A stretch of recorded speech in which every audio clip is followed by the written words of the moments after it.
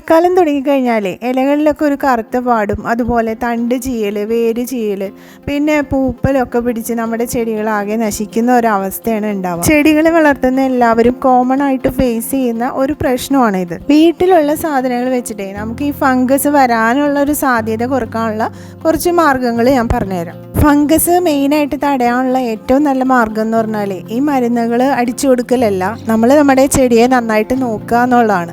ആദ്യം തന്നെ ഈ മഴക്കാലത്ത് നമ്മൾ നല്ല രീതിയിൽ നമ്മുടെ ചെടിയെ കെയർ ചെയ്യുക. അതായത് ചട്ടിയിൽ വെള്ളം കെട്ടിക്കിടക്കാതിരിക്കാൻ നോക്കുക. അതുപോലെ ചീത്തയായിട്ടുള്ള ഇലകൾ, നമുക്ക് വാട്ടരോഗം ബാധിച്ച ഇലകൾ അങ്ങനെയൊക്കെ ഉണ്ടെങ്കിൽ അതൊക്കെ വേഗം കട്ട് ചെയ്ത് കളയുക. അതുപോലെ നമ്മൾ എത്ര നന്നായിട്ട് നമ്മുടെ ചെടിയെ നോക്കുന്നു, ഓരോ ചെടിയുടെയും സ്വഭാവം അനുസരിച്ച് ആ ചെടിയെ നോക്കുകയാണെങ്കിൽ നമ്മുടെ ചെടികളൊക്കെ ഫംഗസ് വരാതെ ഇരിക്കാനായിട്ട് ഹെൽപ്പ് ചെയ്യും. ഇനി നമുക്ക് വീട്ടിൽ ഫംഗസ് വരാതെ ഇരിക്കാൻ വീട്ടിൽ നോക്കാൻ പറ്റുന്ന ചില മാർഗ്ഗങ്ങൾ കൂടി പറഞ്ഞുതരാം. തന്നെ ഞാൻ 1 ലിറ്റർ വെള്ളം എടുത്തിട്ടുണ്ട്. ഈ 1 ലിറ്റർ വെള്ളത്തിലേക്ക് 5 ml വേപ്പെണ്ണ ഒഴിച്ചു കൊടുക്കുന്നുണ്ട്. ഈ 5 ml വേപ്പെണ്ണ ഒഴിച്ചു കൊടുത്തതിന് ശേഷം നമുക്ക് പാത്രം കഴുകുന്ന ലിക്വിഡ് ഇല്ലേ, അതിൻ്റെ ഒരു 2 തുള്ളി ഒഴിച്ചു കൊടുക്കണം. ഇതിപ്പോൾ 5 ml, കറക്റ്റ് 5 ml ആണ് എടുത്തിട്ടുള്ളത്. ഈ 5 ml 1 ലിറ്റർ വെള്ളത്തിലേക്ക് ഒഴിച്ചു കൊടുക്കുന്നുണ്ട്. ഇനി ഇതിൽ 2 തുള്ളി ഡിഷ് വാഷ് ലിക്വിഡും കൂടി ചേർക്കുക. എന്നിട്ട് നന്നായിട്ടൊന്ന് മിക്സ് ചെയ്തെടുക്കുക. നന്നായിട്ട് വെള്ളം ബോട്ടിലൊന്ന് കുലുക്കി എടുത്തിട്ട് നന്നായിട്ടൊന്ന് മിക്സ് ചെയ്യാം. അതിനുശേഷം നമുക്കത് ചെടികളിൽ സ്പ്രേ ചെയ്ത് കൊടുക്കാൻ പറ്റും.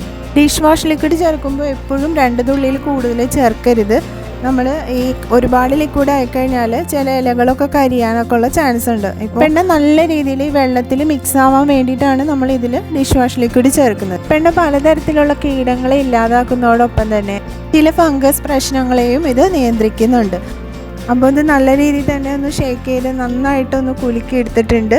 ഇങ്ങനെ സ്പ്രേ ചെയ്യുന്നതിലൂടെ നമുക്ക് ഒരു പരിധി വരെ നമുക്ക് ഫംഗസ് പ്രശ്നങ്ങളെയൊക്കെ നമുക്ക് നിയന്ത്രിച്ച് നിർത്താൻ സാധിക്കും. ഫംഗസിനെ നമുക്ക് നിയന്ത്രിക്കാനുള്ള അടുത്തൊരു മാർഗം എന്ന് വെച്ചാൽ ഈ കറുകപ്പട്ടയാണ്. ഈ കറുകപ്പട്ട നന്നായിട്ട് ഒന്ന് ചെറിയ കഷ്ണങ്ങളാക്കിയിട്ട് ഒന്ന് വറുത്ത് പൊടിച്ചെടുക്കുക.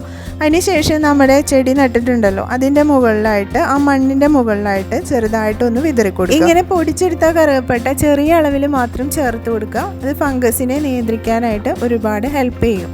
അപ്പോൾ ഇതുപോലുള്ള ചെറിയ ട്രിക്കുകൾ ചെയ്താൽ നമുക്ക് നമ്മുടെ ചെടികളിൽ നിന്ന് ഫംഗസ് വരുന്നതിനെ തടയാനായിട്ട് ഒരു പരിധി വരെ നമുക്ക് ഇത് ഹെൽപ്പ് ചെയ്യും.